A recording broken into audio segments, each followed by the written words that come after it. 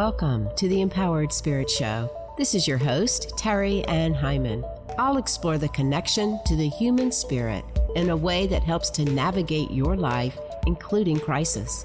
I am passionate about helping you to open up to your intuition and the metaphysical world of spirit to find your confidence in your own inner guidance. Take a pause, be inspired, learn ways to show up focused, centered, and more dynamic in your everyday life. Welcome back to the Empowered Spirit Show. Thank you so much for tuning in and joining me today. This episode is being sponsored by Ritual and Shelter. Are you looking for a magical place to shop and hold space? Check out Ritual and Shelter online or in Homewood, Alabama. Browse through their bookshelves covering topics such as energy healing, crystal healing, Reiki, chakras, auras, the Akashic Records, shadow work, astrology, and earth-based healing. You can also find herbal teas and tinctures alongside their crystals and oils to help establish a mindful mindset and fluid ambience before meditation, ritual work, and reflection. Ritual and Shelter is dedicated to providing one-on-one, in-depth conversations with customers to help them find the most efficient healing methods and resources that match their unique interest and energy. They offer tarot sessions, Reiki, sound bowl, and crystal healing, and now they are offering witch consultations. Visit ritualshelter.com to book an appointment and bring peace back to the body, mind, and spirit. You can also find them on Instagram at Ritual Shelter Shop, as well as Pinterest at Ritual Plus Shelter.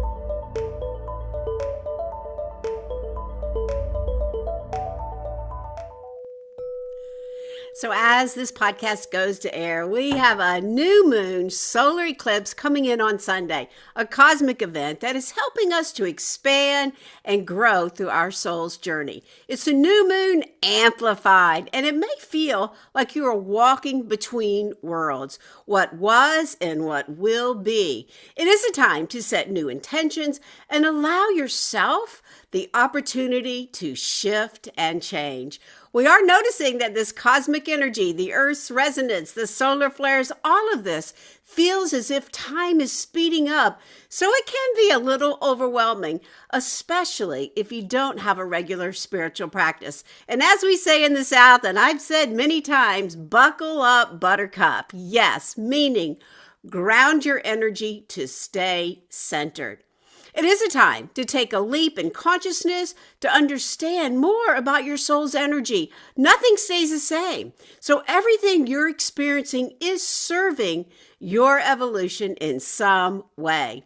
It is teaching you something, and even though it may be a little heart-wrenching at times, it is helping your soul to evolve one experience at a time. It's important to understand that we are here in an evolution and change is natural. How you adapt is a big part of this. Are you staying the same? Are you staying in that little groove? Or can you get out of your comfort zone, which was what that lunar eclipse was all about, and break free of your old fears and really step forward? Take a chance with this new part of you that is emerging, which is what the solar eclipse is bringing forward. These eclipses can feel like roller coasters. And as we move through these cosmic transitions, the fall is here. Now is the time to clean up your energy with an energy clearing session. Schedule one online or in person. Clear away all that old heavy stuff. Feel free as we move into this new season. And I do have some openings in my private mentoring Empowered Spirit program. If you want to know more of what that's about, schedule a spiritual upgrade breakthrough call with me, and let's talk about your spiritual practice and how you can move forward and what that number one thing is that is blocking you from making the changes you seek. This will change your life. It will help you to open up to a bigger part of who you truly are. I'll be sure to put the links for the sessions and the call in the show notes. So in today's episode, I am beginning a new series of new spiritual authors and works that they're bringing forward that can help you understand and look at life with a different perspective. Today, I have the great pleasure of interviewing both Andy Tomlinson and Reena Kumarasingham and their book, Between Lives, Past Life Regression, Near-Death Experiences, and the Evolution of Consciousness. We talk about what happens during near-death, how past life recognition can help you in the present to shape your future, the resilience of the soul, consciousness, and the golden age that we are entering. Before we begin, let's take a moment to pause and center and set an intention for this new moon energy. So wherever you are, if you can, close your eyes just for a few moments. Inhaling, expanding the breath up the body. And as you exhale, dropping right into the heart, right into the deepest part of your heart, feel that connection, your spirit and the greater spirit. As we take this time to create this beautiful sacred space, we call in our Reiki masters, the teachers that have come before us. We call in the angels to open our hearts with joy and love. We call in the crystal beings for amusement and magnification, calling in the higher self to help receive the messages for you.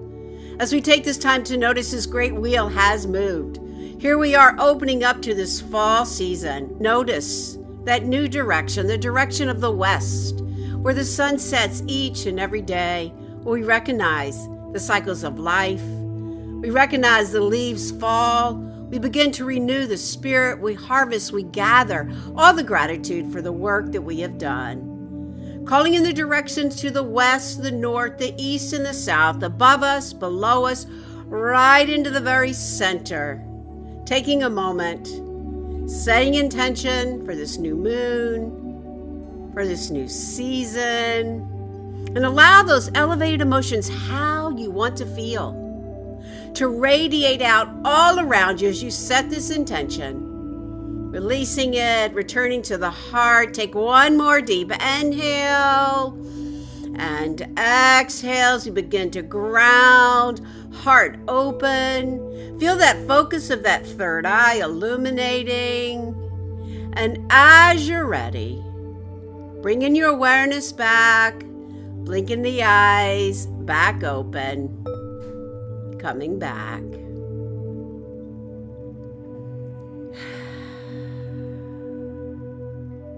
So my guests today, Andy Tomlinson and Reena Kumarasingham, draw on the latest research on savant syndrome, lucid dreaming, telepathy, out-of-body experiences, and past lives to show that consciousness exists independently of the brain, drawing insights from case studies of between-life regression and near-death experience, including Reena's own.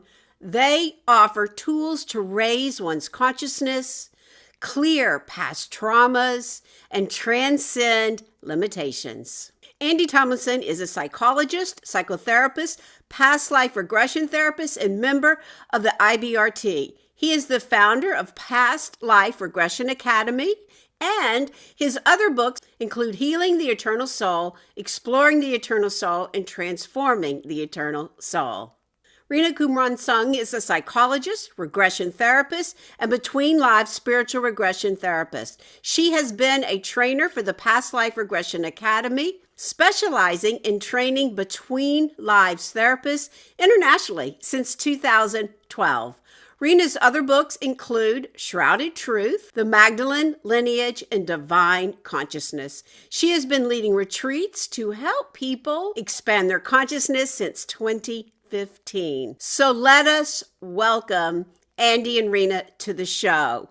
Welcome. Thank you so much for having us. Thank you. Yes, I'm very excited to talk to you about this. As I mentioned before I hit record, I've had a near-death experience, not even knowing that's what happened.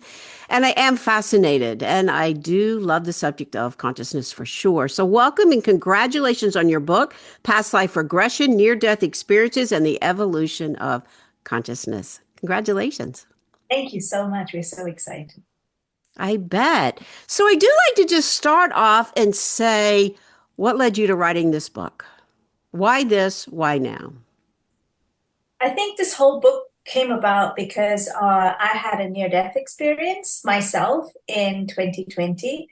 And I got it because it was very early on in the COVID days. And I got it, I had my near-death experience because I got COVID quite badly. And I mean, I don't know how much you want me to talk about my near-death experience.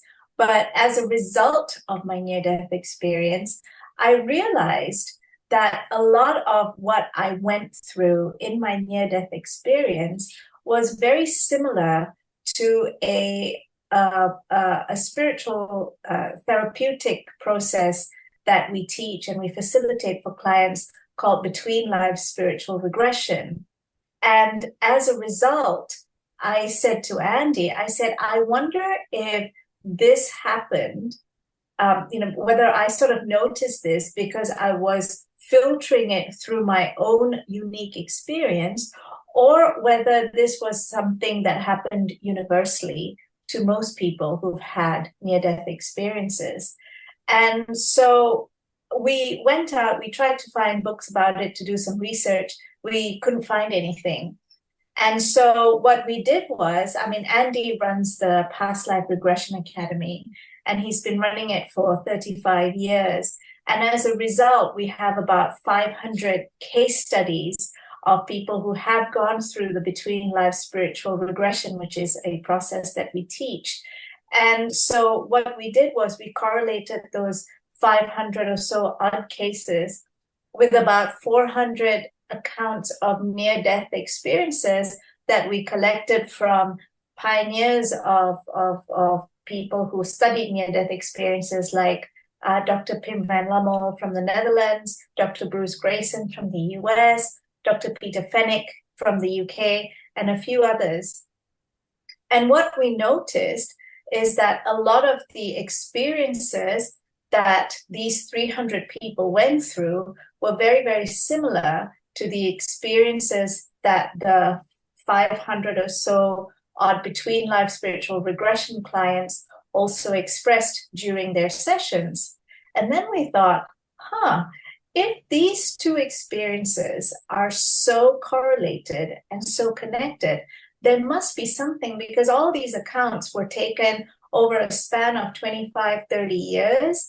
They are from people from all around the world. They didn't know we were doing this research when this was happening. So, it was all very individually based.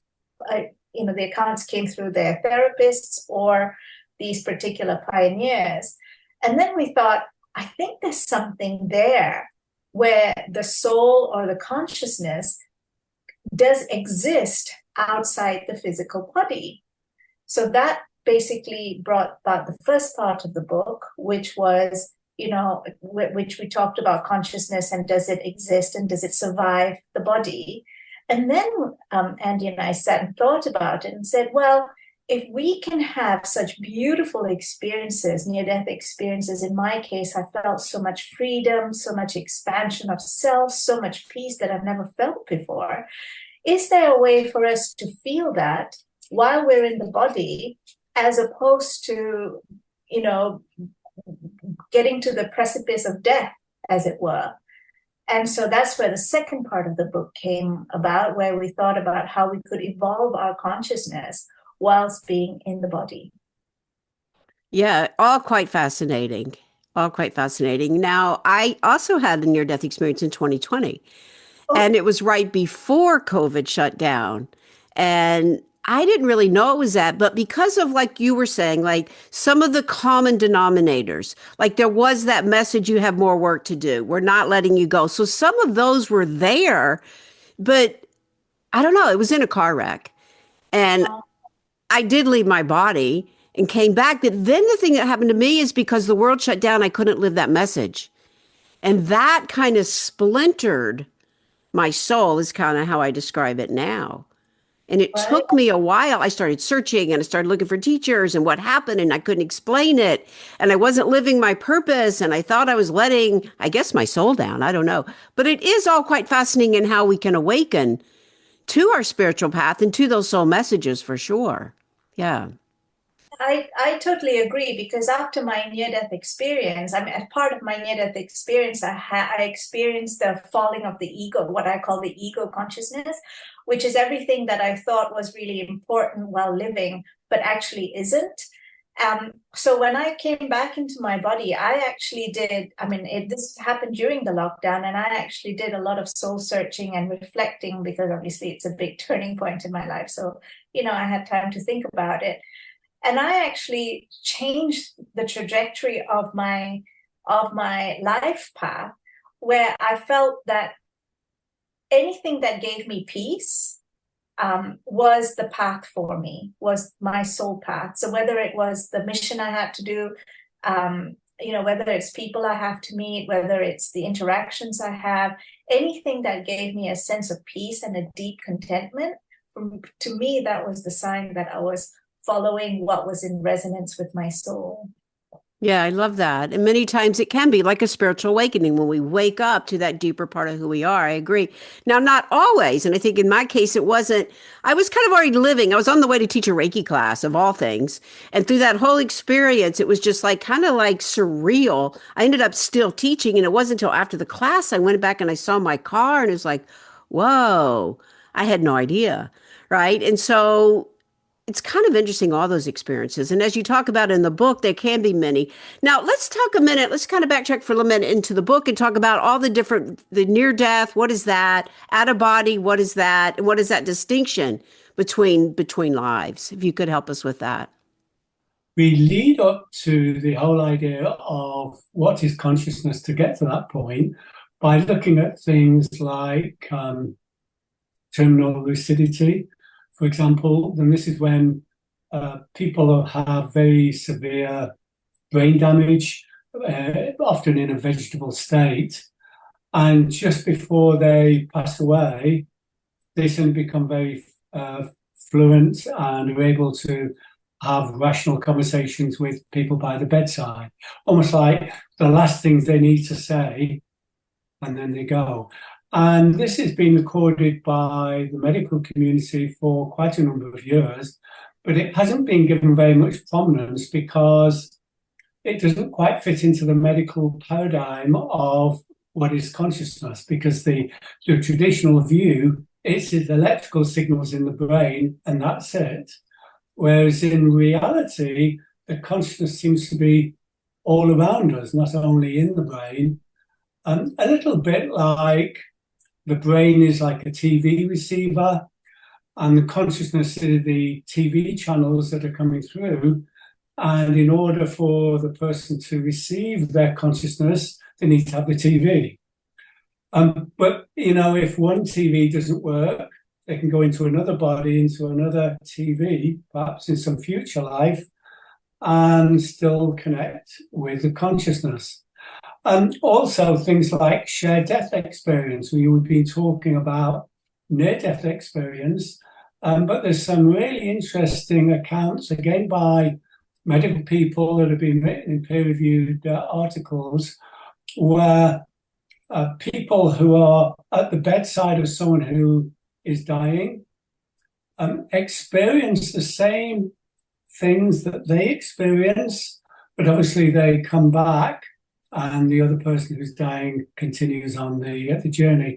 And sometimes they've come back with information about the meeting of other people as part of that journey, and being given information that they couldn't possibly have known without some sort of communication of some sort from others. So there's a lot of really interesting background within the medical community.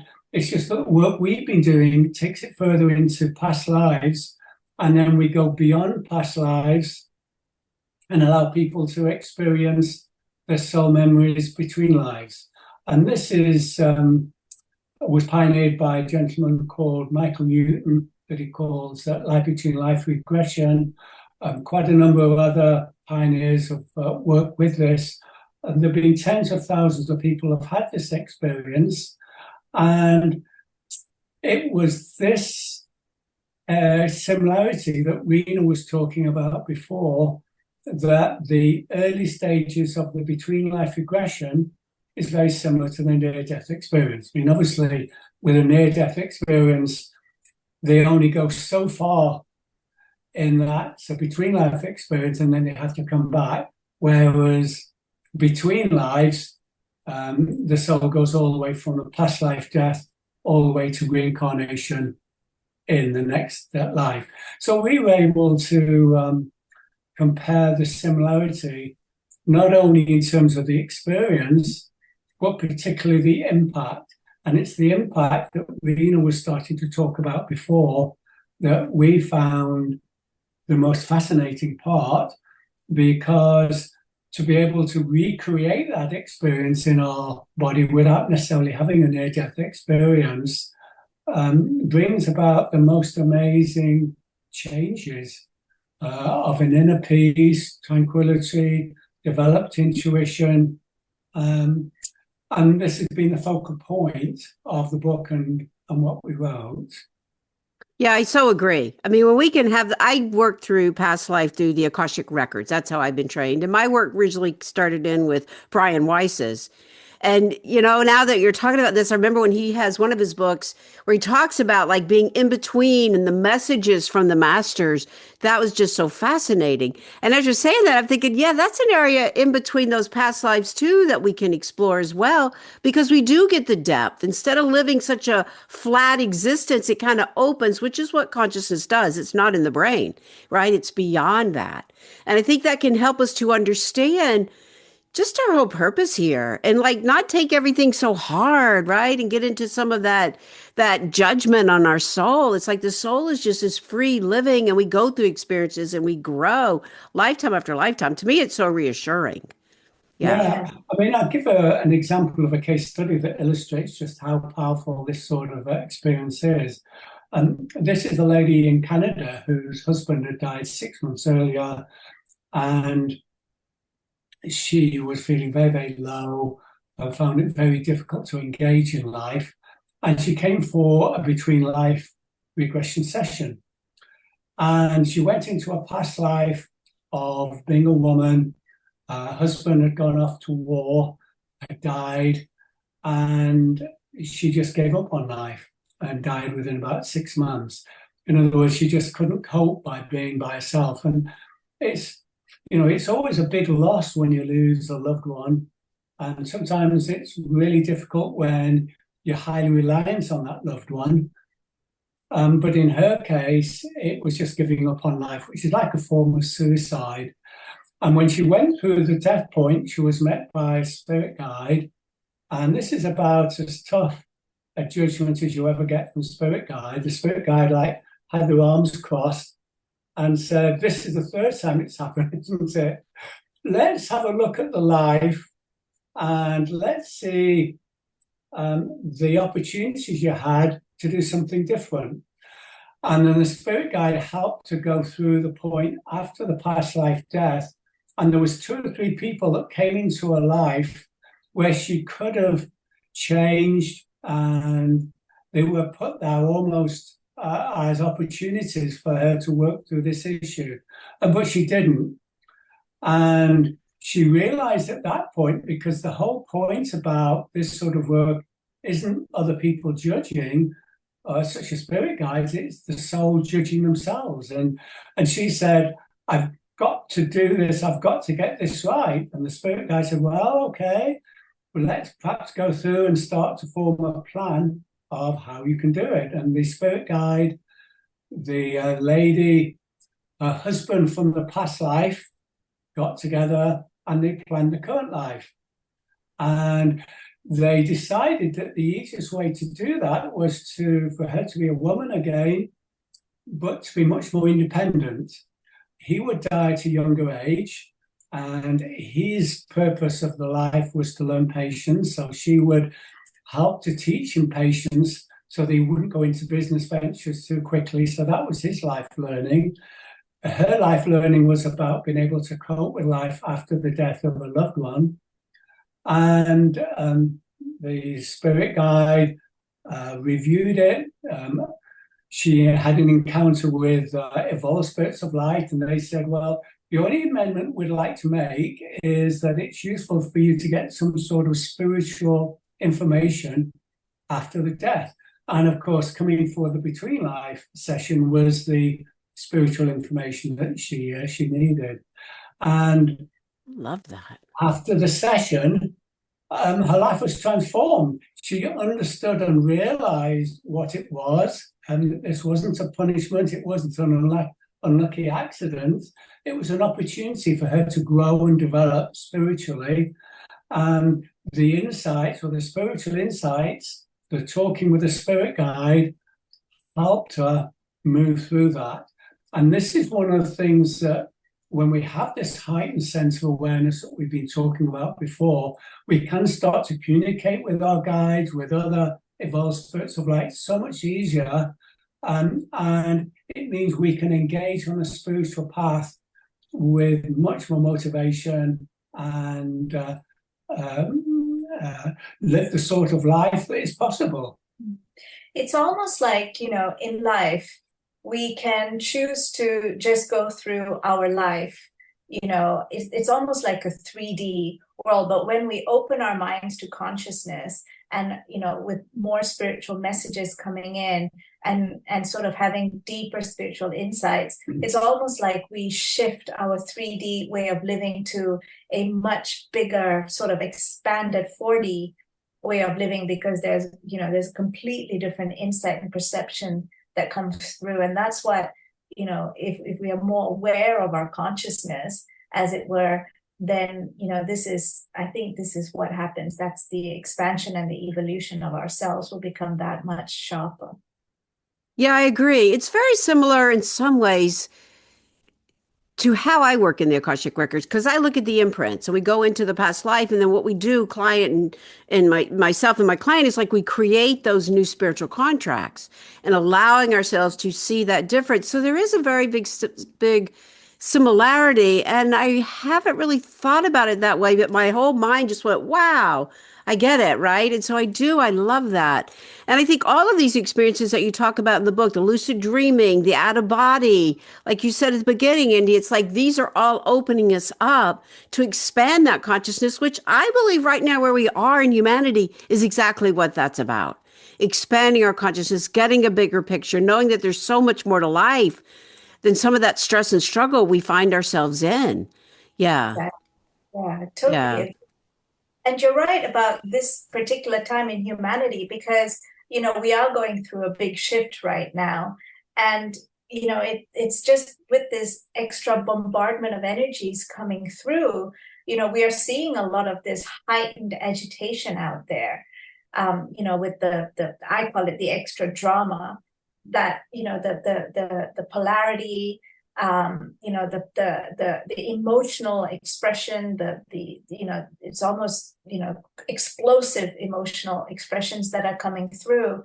But what all this is doing is it's clearing the way for us to actually get our consciousness involved, to evolve our consciousness and find a new way of being that is more in resonance and in line with our soul consciousness, as opposed to what it was before, which is, I would call it more the ego way of living. I agree. And in your book, you talk about it as the new earth. Yes, we do. Yeah. Or, coming to the golden age. Yeah. Yeah. To use a metaphor, it's almost like we're in a valley. And in this valley, there's lots of chimneys pumping out smoke, and we're getting coughing and spluttering. And some of the smoke is almost like the masses of conflicting information that are coming through to us, the breakdown of the ways of living that we've taken for granted in the past. And somewhere up on the top of the mountain is an area where you can go through and get clear air and live in a completely different sort of existence. And somehow you have to navigate from being down in that valley in the smog and the smoke all the way through to the top of the mountain. And the complication is in between the two. There's like a mist, and you have to somehow navigate the mist. And the tools that you have for that is your intuition. And this is why heightening the intuition is so important, that you won't be able to work out logically where you are in the mist. You have to trust that intuition, and ways of developing and growing it, ways of letting go of the old consciousness, because a lot of it is holding us back when we think it's safe there, but in reality, it's a prison, and all we have to do is look through the open door, find that way through the mist, and we can be in a completely different type of existence. I love that analogy. Yeah, very clear. Yeah. And it's knowing our intuition and trusting those messages we get. And as we expand, so will how we live and all those around us. I love that so much. Yeah. So tell us a little bit how you organized your book. So what we started with was, my near-death experience, because, that really was the impetus, I think, for us to actually write the book. And then we went through the first part of the book where we talked about how, what consciousness is. And we gave all these different examples, terminal lucidity, near-death experiences, past life regression, shared death experiences, as examples and ways that people have experienced the fact that consciousness can survive the body. And then then once we've established that consciousness is real, it's outside the body and it does survive the body, then the second part of the book, we focused on how to evolve the consciousness, which we think is actually the most pertinent part of the book, given the time that we're living in right now. And we came up with, it's also like we gave a lot of exercises. Andy was talking about how we can tap into the intuition, and we gave a lot of exercises, what readers could do to actually tap into their intuition. We gave a lot of examples about how we can navigate through the brain fog, as it were, to walk through to the top of the mountain a lot more clearly, how we can, sort of put boundaries in place where we can then be quite discerning about who we let in, what sort of information we let in, what sort of food we let in, versus, what we, how we used to be before, and how we could just, it's about living intentionally and not about just absorbing everything that comes our way, as it were. So we have quite a few different exercises. We talk about how to, for example, we talk about being versus doing, because that in that state of being, we're actually tapping into our soul consciousness.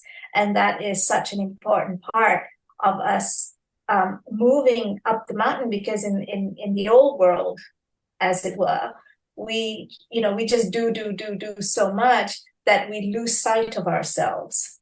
We lose sight of that softer intuition, that softer intuitive part of ourselves, that soul part, the part that is craving for that peace. So we talk about how you can be more as opposed to do more, for example. We talk about detachment from what no longer resonates with that piece of the soul, and to move forward into what does resonate with things that can bring peace into the soul. So that's basically how we structured the book. Yeah, I thought it was laid out really well. First, you give the ideas and the suggestions and the case studies and the charts and the exercises. I thought it was very, very helpful to follow all the way through. So yes, I really did. I thought it was great. Now, where are y'all located? UK? We're in UK, yeah. We're 15 minutes from Stonehenge, in case anyone is. Okay, there you go. Yes, and here I am in the United States. So this is worldwide. This isn't just like in my world here in the United States. This is all around. We're all moving through this, and I think that's important for everyone to recognize. I also wanted to ask you if you knew the work of Alan Pierce, Coma. He wrote a book, Coma and Near-Death Experiences. Oh, we did hear about it. We've not. He was on the show. And his research, investigative reporter, had nothing to do during COVID, started investigating comas. You'd be surprised at what he uncovered as well. Yeah. Someone did talk to us about him. His work is very fascinating. Yeah, I really highly recommend that, because that will show you kind of too what I went through. Like, it wasn't like, oh my God, I'm like more spiritual or more awakened or anything like that. It was like searching, my soul was searching. So that was kind of interesting for me. And it was very helpful to recognize that too. We never know exactly, right? And like you're talking about the example of the woman and finding these new ways to open her soul, it reminded me of that, because we never know. And when we get into this locked, flat living, we do feel stuck. Then we go down that depression, and then our energy is really hard to lift back up. So yeah, really good. Yeah, for sure. Yeah. So the book is written very well. It's easy to read. You can put it down, come back to it, and just even the descriptions. Because, like I said, like I was in a car wreck, I had no idea. And it was talking to people and asking questions, and someone saying, I had a near death like. And I'm thinking, well, what did I have? Right. And what happened? And it started to explain for me a lot of what happened. And then when I finally, was like, yeah, here I am. Now I get it. Now I see it. It really did help me to grow and understand. Yeah. Yeah. Yeah.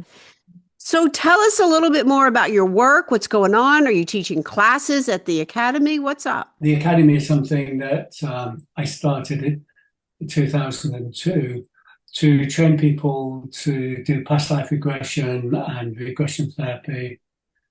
And that's been still in existence now. And it's trained about 500 therapists around the world.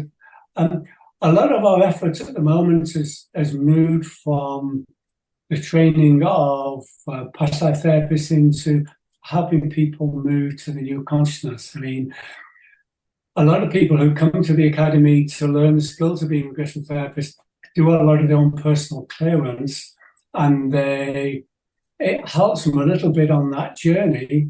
But Reena and I were very fortunate to be given some amazing information that was channeled about courses to help people specifically to learn to live in the new vibrations and to also help them on that journey to that. So this is a retreat we do for 7 days based in Glastonbury. Glastonbury because it's the heart chakra of the planet. And of course, as the love energy is the most powerful energy, certainly on the planet Earth we have, it's a very appropriate place to do it. And for a whole week, people are shifted into the vibrational state we've been talking about, associated with near-death experience and between life regression. Their intuition is heightened enormously, and they can learn lots of energy skills and learn how to take away all this knowledge so that they can retain that ability to be in a different consciousness. And also how to break away from the current chaos that we're experiencing right now, how we can navigate through that in a more peaceful way to actually get to that top of the mountain, as it were. And people have found this so life-changing, just in the same way you've been talking about your near-death experience and how life-changing it was and all the amazing work that you do now. This is an alternative way.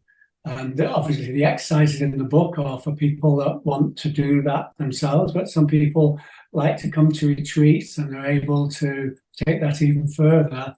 So we give a range of options to help people, but everything is focused about this big shift to the new consciousness and helping navigate through that. And this is our service. We will be a service to the planet and helping all others as much as we can on this amazing journey. And it's life-changing, and people experience the world in a completely different way when they've gone through this. So not everybody has to go through the trauma of a near-death experience because it's right. I agree. Associated with life-threatening medical problems, physical problems. But there are lots of different routes there, and we're helping them in through the book and also through the retreats. Yeah. Learning how to live in this new vibration, because we can sometimes tap into it, but it's maintaining it and moving forward and opening and even just walking with your heart instead of, the mind. So yeah, so needed. That's awesome. Now, do you do past life regression sessions or do you do any of those kind of individual sessions or? I don't do past life regression sessions anymore. I've moved away from those, but I do between life spiritual regression sessions. Between life spiritual regression, for clients. Yeah, I do that. And it's good because I can do that, online as well with the advent of Zoom. I mean, that was the one thing that came through during COVID with the lockdowns. We needed to figure out how to work with clients, work with students, without being face to face with them so much. So, we've learned how to do that with Zoom. And Andy and I both do a bit of energy work as well for clients should they need that. Yeah. So where shall we send people to find your work? So if people want to learn more about me and my work, as well as the retreats that Andy and I do, you can go to www.reenakumarasingham.com, just my full name. And Andy and I share a website as well called www.pioneeringnewconsciousness.com. Yeah, I'll put the links for those in the show notes. And let's give a shout out to Inner Traditions for bringing this forward. They are so awesome in all that they do. So shout out to them. Yeah. They've been so great, haven't they? They've been marvelous people there. And they just celebrated their 50th anniversary. How awesome, though. I've had some amazing guests from them. Yeah. 1 year I had them on my vision board, and all of a sudden I just started hearing from them. So it was like, okay, there you go.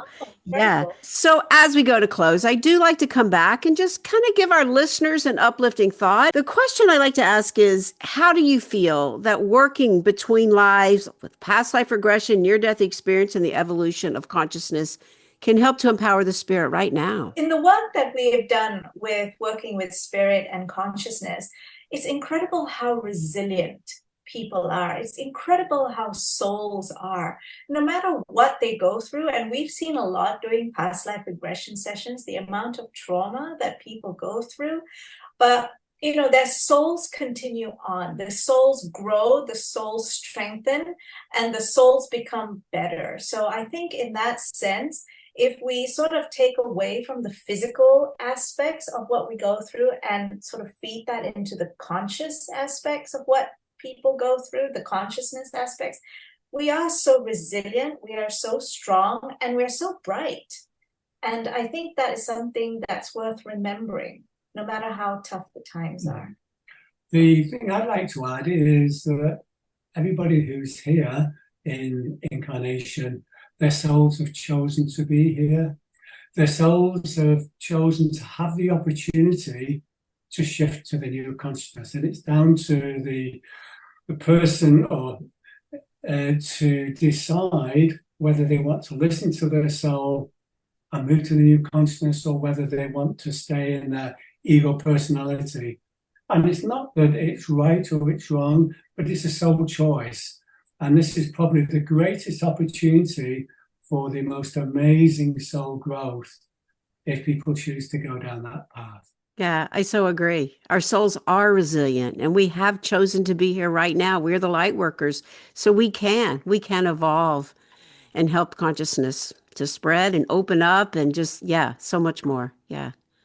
So thank you both for the work that you do. I'm so excited to have had the opportunity to talk to you today. Yeah. Thank you so much for having us. Thank you so much. Yes, to your spirit. Thank you. So, yes, the soul is resilient. It continues on.